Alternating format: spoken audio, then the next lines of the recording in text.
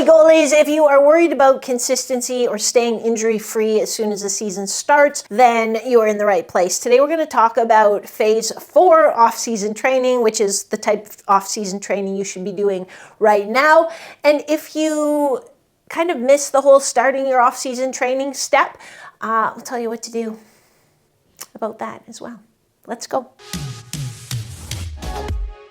Maria Mountain here from GoalieTrainingPro.com. I am an exercise physiologist and I specialize in off-ice training for hockey goalies. And today we're chatting about how to approach the last phase of your off-season training so that you hit the ice feeling good, feeling confident, and then you're carrying a nice consistency, you're staying healthy and injury-free so you can really establish your position on the depth chart and really be that sort of reliable go-to goalie that everybody wants. Let's start with the elephant in the room. Explains the funny smell. So what if you just you intended to start your off-season training and maybe you did a little bit of stuff here and there, but you know in your brain and in your heart that you didn't really do, you haven't really done consistent off-season training. What should you do? You should panic. Everybody panic! Oh my God! No, don't panic. Don't panic. Do not. That's the worst thing you can do, because when you panic, what do?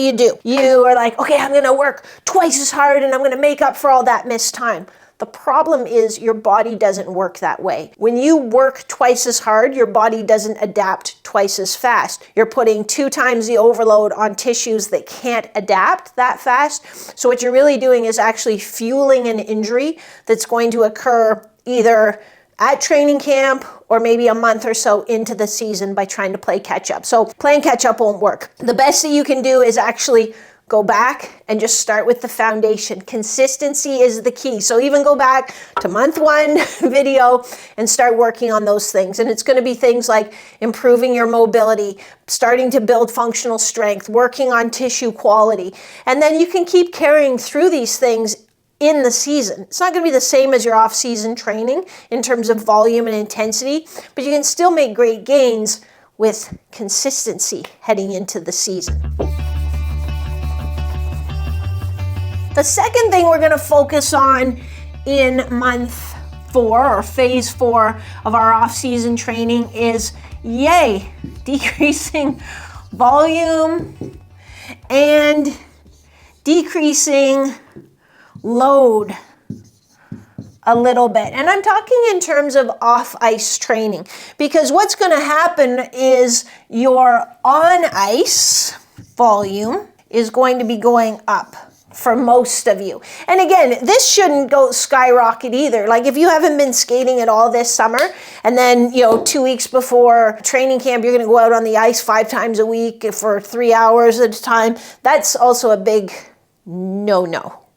Big mistake. So when I talk about your volume coming down, what I mean is a little bit the volume of your training in the gym. July is typically the hardest month in the gym with your stamina, with your speed. It's high volume, high intensity. Now we're going to bring this volume down a little bit. With not everybody, but with quite a few of the goalies that I'm working with in the Turning Pro coaching program, in this phase we go to a 3-day split, 3-day routine in the gym rather than a split routine where they're in the gym 4 days a week. And even load, we're going to drop the load a little bit. In July, we're really trying to maximize that envelope of max strength. Here we're more interested in rate of force production and building power. So we're going to, let's say we're doing, maybe we're doing squats. Let's just say we're doing squats.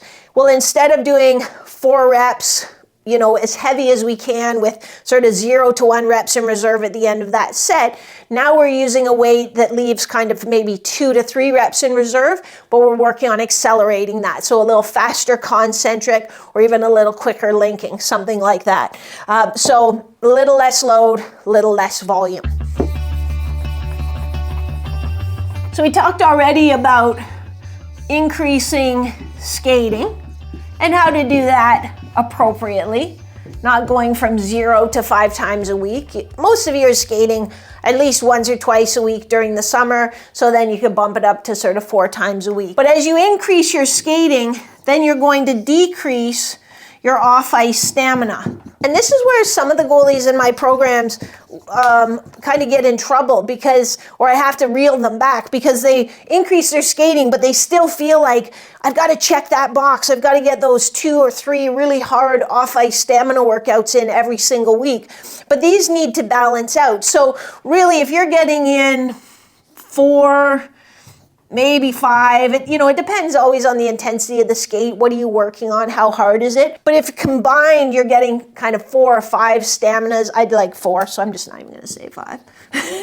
4 staminas at this stage, you're good. You'll still do your speed workouts, and it depends a little bit too what's going on in terms of camps. But if you get in 2 times speed workout, that's fine. I've adjusted the volume of those speed workouts though, so they'll only take maybe 10 to 15 minutes. So you can do those before your full body workouts in the gym, or you could even do it on those off days. If you're in the gym Monday, Wednesday, Friday during this phase, you can do those quickly on Tuesdays and Thursdays.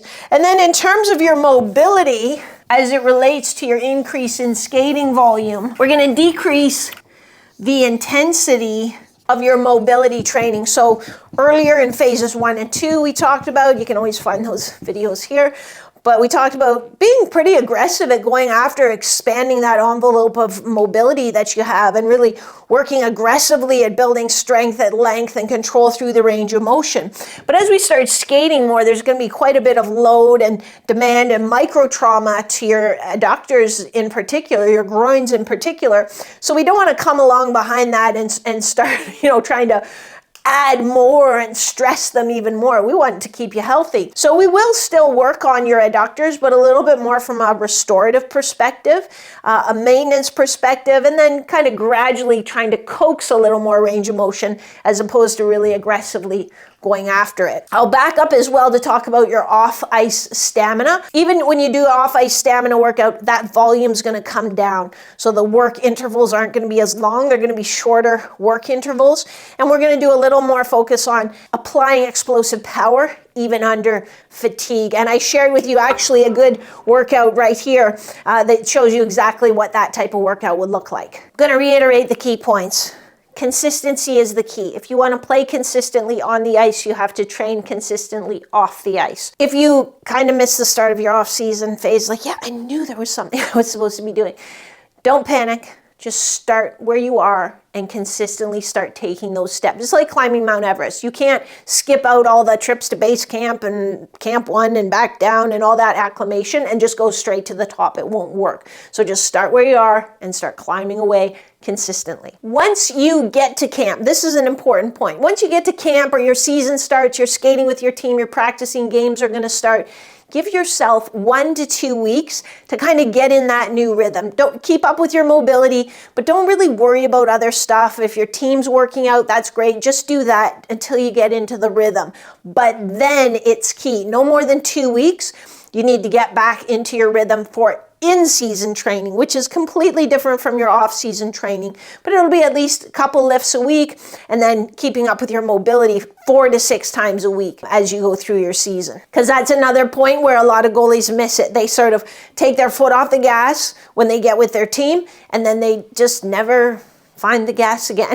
So it's okay to take your foot off the gas. There's a lot going on, and school starting, a new team, new season, all that stuff. Get used to it, but then you need to get back to work. If you just have no idea, I don't know how much I should be training in season, what I should be doing in season, check out the Game-Winning Goalie Formula, where I give you specific programs for every single month of the season, and you get direct access to me through our coaching group. The details are all in the description, so you can check it out. And that is how to make the most of your 4th phase of the off season. Give yourself a pat on the back if you've kept up with everything we've done so far, because it is a grind, but it pays huge dividends. There's nothing like stepping on the ice, feeling confident, feeling ready, feeling that strength and power in your legs. Like when you push, there's something there and you get exactly where you need to be ready for and set for that shot. It's kind of fun and it's pretty exciting. So I'm excited for you. Don't forget to like this video if you liked it. If you didn't like it, then I apologize. I really honestly do. And subscribe if you want to get new goalie training tips every single week.